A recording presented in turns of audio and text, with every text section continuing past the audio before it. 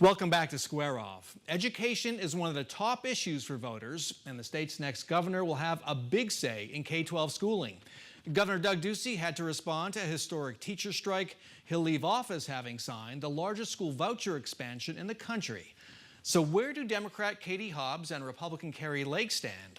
Let's start with Lake. The Trump-endorsed candidate wants Arizona students to learn from a Trump-blessed curriculum. We want a curriculum that makes sense. We want a curriculum that sets our kids up for success. Republican nominee for governor Kari Lake wants Arizona school children to learn from a curriculum developed by a small Christian college in Michigan. I believe in the Hillsdale College 1776 curriculum. It's also known as the 1776 curriculum. Former President Donald Trump gave it his seal of approval. And patriotic moms and dads are going to demand that their children are no longer fed hateful lies about this country. Hillsdale College President Larry Arnn headed Trump's short-lived 1776 commission to support what Trump called patriotic education. The teachers are trained in the dumbest parts of the dumbest colleges in the country.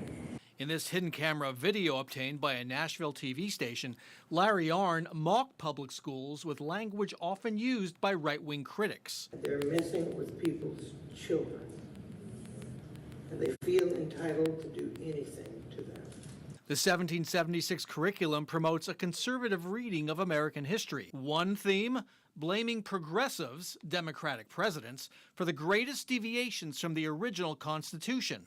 Teachers are instructed that young American citizens must understand why and how the government of the country they now live in was changed from what their country's founders originally intended. A Lake spokesman provided this response. She had looked through the Hillsdale 1776 curriculum and discussed it with educators before selecting it as an alternative to the biased CRT-based indoctrination permeating current textbooks and lesson plans. Also on Lake's K-12 policy agenda, school choice. Parents could send their children to any school for any purpose. Advanced classes at one school, the varsity football team at another. Technical and trades education.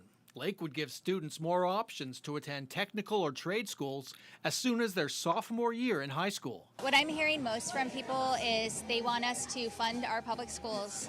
Democratic nominee Katie Hobbs puts education at the top of a long to-do list. Here's some of what's on her agenda. Charter school accountability. Hobbs wants to ensure taxpayer dollars are going to classrooms, not to the private companies that run the schools. A voucher rollback. Hobbs would try to reverse the legislature's expansion of school vouchers for all students. And filling the jobs pipeline. Hobbs said she would focus on easing the critical worker shortage in healthcare fields by boosting the number of students.